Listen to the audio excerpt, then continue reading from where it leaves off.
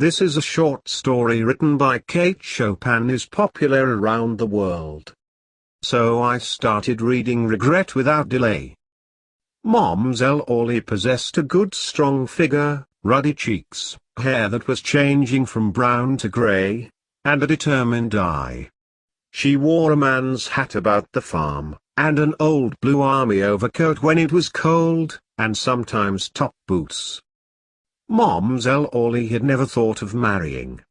She had never been in love. At the age of 20 she had received a proposal, which she had promptly declined, and at the age of 50 she had not yet lived to regret it. So she was quite alone in the world, except for her dog Ponto, and the negroes who lived in her cabins and worked her crops, and the fowls, a few cows, a couple of mules, her gun, with which she shot chicken hawks, and her religion. One morning Mademoiselle Orly stood upon her gallery, contemplating, with arms akimbo, a small band of very small children who, to all intents and purposes, might have fallen from the clouds, so unexpected and bewildering was their coming, and so unwelcome. They were the children of her nearest neighbor, Odile, who was not such a near neighbor, after all. The young woman had appeared but 5 minutes before, accompanied by these 4 children. In her arms she carried little Lodi. She dragged Tinom by an unwilling hand, while Marcline and Marclette followed with irresolute steps. Her face was red and disfigured from tears and excitement. She had been summoned to a neighboring parish by the dangerous illness of her mother. Her husband was away in Texas. It seemed to her 1,000,000 miles away, and Valsen was waiting with the mule cart to drive her to the station. "It's no question, Mademoiselle Orly, you just got to keep those youngsters for me till I come back. Dear Sate, I wouldn't bow to you with them if it was any other way to do. Make 'em mine you, Mademoiselle Orly, don't spare 'em.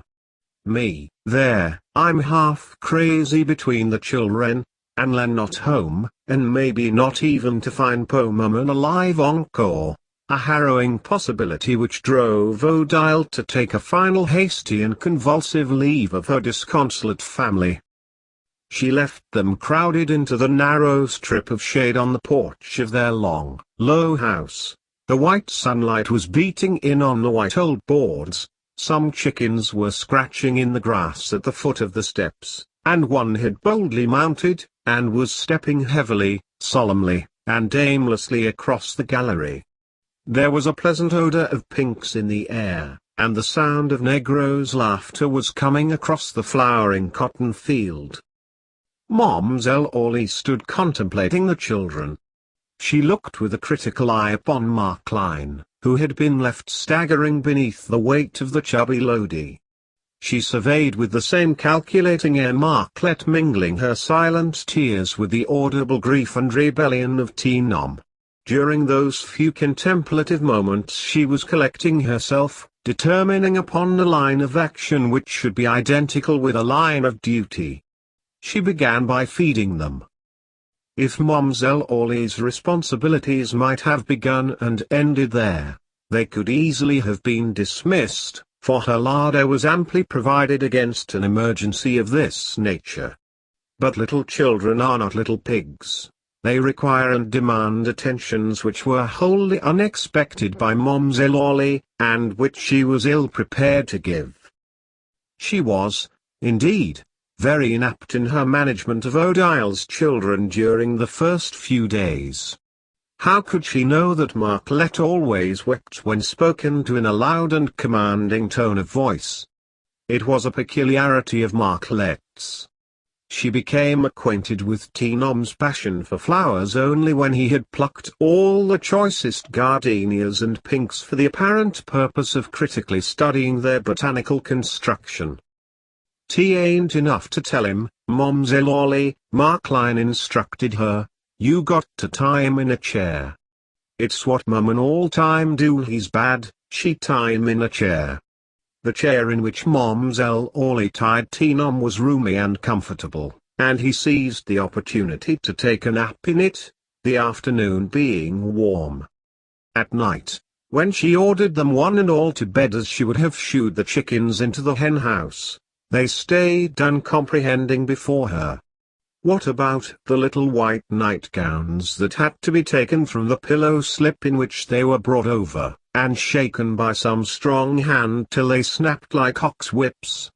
What about the tub of water which had to be brought and set in the middle of the floor, in which the little tired, dusty, sun-browned feet had everyone to be washed sweet and clean? And it made Markline and Marklet laugh merrily, the idea that Momselle Orley should for a moment have believed that Teen Nom could fall asleep without being told the story of Croque-Mitten or Loupga, or both, or that Lodi could fall asleep at all without being rocked and sung to. "I tell you, Aunt Ruby," Momselle Orley informed her cook in confidence, "I'd rather manage a dozen plantation than for children. It's terracent. Bont. Don't talk to me about children. T ain't expected such as you would know everything bout 'em, Momselle Orley. I see dat plainly yesterday when I spied dat lil chilly playin' wid your basket 2 keys. You don't know dat makes chillun grow up hard-headed, to play wid keys? Dey like it make 'em teeth hard to look in a lookin' glass. Them's the things you got to know in the raisin' and management chillun." Momselle Orley certainly did not pretend or aspire to such subtle and far-reaching knowledge on the subject as Aunt Ruby possessed, who had raised 5 and buried 6 in her day. She was glad enough to learn a few little mother tricks to serve the moment's need. Teen Nom's sticky fingers compelled her to unearth white aprons that she had not worn for years, and she had to accustom herself to his moist kisses, the expressions of an affectionate and exuberant nature. She got down her sewing basket, which she seldom used, from the top shelf of the armoire, and placed it within the ready and easy reach which torn slips and buttonless waists demanded. It took her some days to become accustomed to the laughing, the crying, the chattering that echoed through the house and around it all day long. And it was not the first or the second night that she could sleep comfortably with little Lodi's hot, plump body pressed close against her, and the little one's warm breath beating her cheek like the fanning of a bird's wing. But at the end of 2 weeks Momselle Orley had grown quite used to these things, and she no longer complained. It was also at the end of 2 weeks that Momselle Orley, one evening, looking away toward the crib where the cattle were being fed, saw Valson's blue cart turning the bend of the road. Odile sat beside the mulatto, upright and alert. As they drew near, the young woman's beaming face indicated that her homecoming was a happy one. But this coming, unannounced and unexpected, threw Momselle Orley into a flutter that was almost agitation. The children had to be gathered. Where was Teen Nom?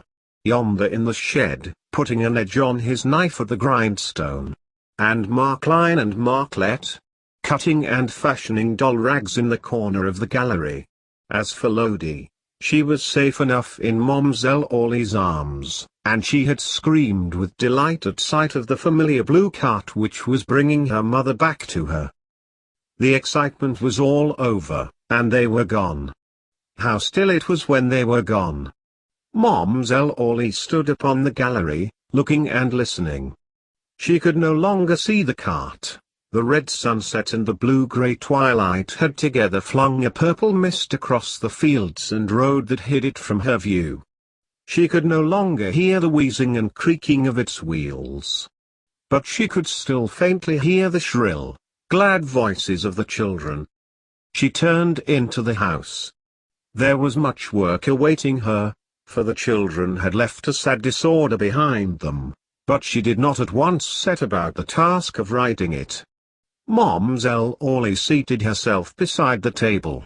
She gave one slow glance through the room, into which the evening shadows were creeping and deepening around her solitary figure.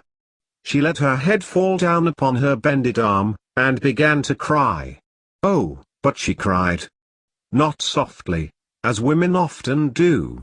She cried like a man, with sobs that seemed to tear her very soul. She did not notice Ponto licking her hand.